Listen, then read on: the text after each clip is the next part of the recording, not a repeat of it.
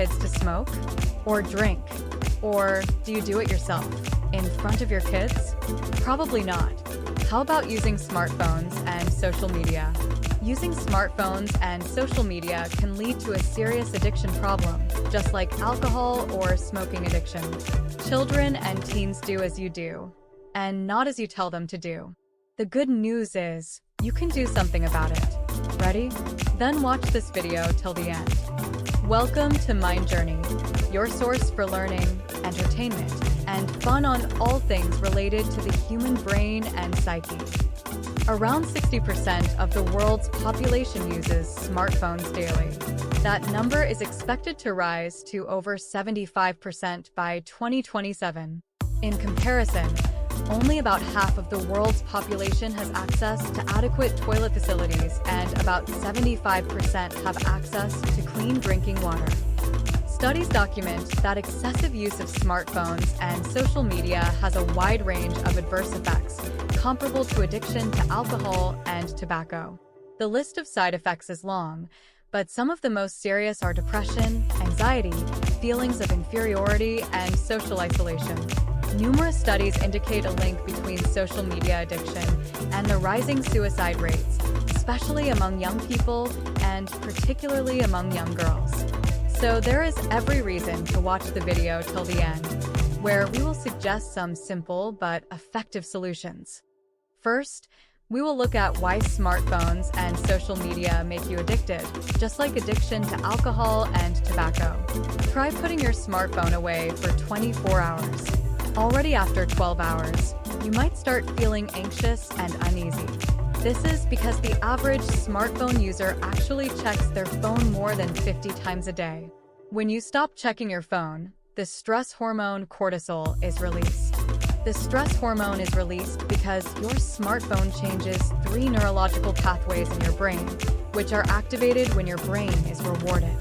Dopamine, a reward hormone, is released along these 3 neurological pathways. This means that over time, your brain changes and you feel satisfaction when you check your phone. Dopamine is the same substance that is released when we drink alcohol or smoke tobacco. Services like TikTok, Instagram, X, and Facebook provide a constant flow of notifications, likes, story updates, and new videos, delivering a steady stream of small rewards to your brain. When you don't check your phone, cortisol is released, and after about 12 hours you start to feel stressed, anxious, and uneasy. Your brain no longer gets the rewards it's used to. Social media platforms are constantly trying to find new ways for you to experience satisfaction, to make your brain release dopamine when you are on their platforms. So you stay longer and they make more money. All of this means that you become increasingly addicted to checking your phone. The addiction becomes a straitjacket that reduces your ability to be social, in the real world, to be present, and to have conversations with real people. Your learning and concentration abilities deteriorate. You have more difficulty establishing relationships with other people. The good news is, you can repair your brain, so it functions optimally again. Just like with alcohol addiction, your abilities gradually come back when you reduce the use of the dopamine-releasing substance. Here's social media. The first days are the hardest. After about a day, you may start to feel a fear of missing out, which can cause anxiety and maybe heart palpitations. But don't give up. Already after 3 to 4 days, you may experience that your social circle, your friends, family, or partner rewards you because you are actually more present when you are not constantly checking your phone. Already after 5 to 6 days, you will experience that your ability to concentrate improves significantly. You get better in school or at work.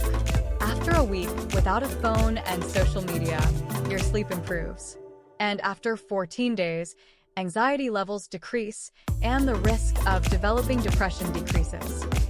Does all this mean you should be without the benefits a smartphone provides? No, not at all. You just need to learn to use it responsibly and in moderation. Again, exactly like other addictions, alcohol can be quite nice to enjoy occasionally. But when addiction arises after excessive use, it has destructive consequences. It's the same with the use of smartphones and social media. You need to learn to use smartphones and social media in a responsible way. That's what we will focus on in the rest of this video.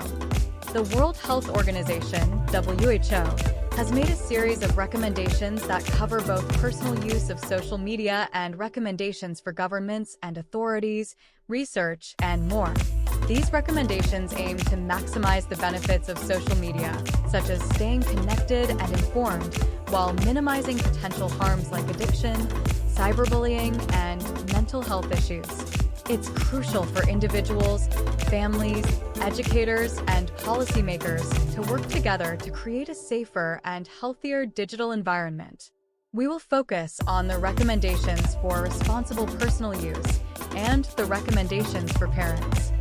Regarding responsible use, WHO suggests that individuals, especially adolescents, balance their time on social media with offline activities. It is important to engage in physical activities, face-to-face social interactions, and adequate sleep. So, what does that recommendation mean in practice? First, we need to find out how much time you actually spend on your smartphone every day. The result may surprise you. Most phones have a feature that tracks how much time you spend on your phone. Time spent on different platforms, games, emails, messaging, and so on. You can find this under Settings. On my phone, I scroll down to Digital Well-being and Parental Controls. Here, you can also set goals for how much time you want to spend on different activities. It should be straightforward. To determine if you're truly addicted to your smartphone, you can take the Smartphone Compulsive Test, which is available online. You can find a link in the description below. If it turns out that you have a high usage rate or are even addicted, there are several things you can do. The easiest step is to turn off notifications. Notifications significantly increase screen time. They constantly beep or buzz, demanding your attention, and you often open your phone automatically to check, what was that? Maybe it's a message from a friend? Even if your plan was to check just one message, you might end up spending half an hour on Instagram. So, turn off notifications. Of course, keep the critical ones like calls or alarms, but turn off most of them so you're not constantly prompted to check your phone. A radical way to reduce time on social media is to remove the apps from your phone altogether. But less drastic measures can also be effective. You can set a specific time limit for daily usage. Here, the aforementioned function can help. You can set specific time frames for how much time you want to spend on social media each day. You could also think about whether it's really necessary to take your phone with you every time you leave home. Could you leave your phone at home when you go shopping? When you visit friends? When you go to the gym or to the movies or a concert?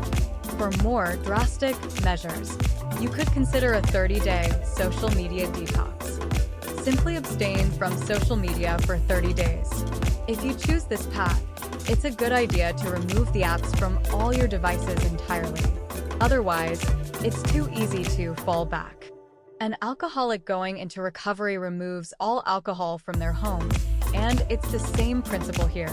Does your phone disturb your sleep? Then turn it off at night. Or alternatively, place it in another room so you're not constantly disturbed by notifications, assuming you haven't already followed the advice to turn them off. Additionally, you won't be tempted to surf the internet for hours instead of going to sleep. You can find other good tips for improving your sleep in our video, How to Grow Your Brain, link in the description below. Are you not present when you're out with friends because your phone is on the table in front of you? Maybe your friends' phones are there too? You've probably experienced that even though you meet to be social together, sometimes the conversation stalls because half or all of you are checking your phones. Avoid this by agreeing that everyone turns off their phones while you're together, or swap phones. Give your phone to the person on your right and let everyone else do the same. When lunch or the cafe visit is over, swap back. Reading is another good way to reduce meaningless surfing on social media. Bring a book or an e-reader that you can take out when you would otherwise take out your phone. This could be when you are waiting for the bus, sitting on the train, or waiting for a friend. Reading is a good way to keep the brain in shape. See more about reading in our video, How to Grow Your Brain, in 5 simple ways. Link in the description below. If you choose to go through a 30-day detox, you might feel restless and nervous. Here, mindfulness can help you. Mindfulness meditation is a method to help you relax and be in the moment, the opposite of what social media does to you. We will release videos here on Mind Journey to help you get started, but it's easy to find guided meditations on YouTube. So, give it a try. Mindfulness meditation has the potential to improve our general well-being in a stressful everyday life.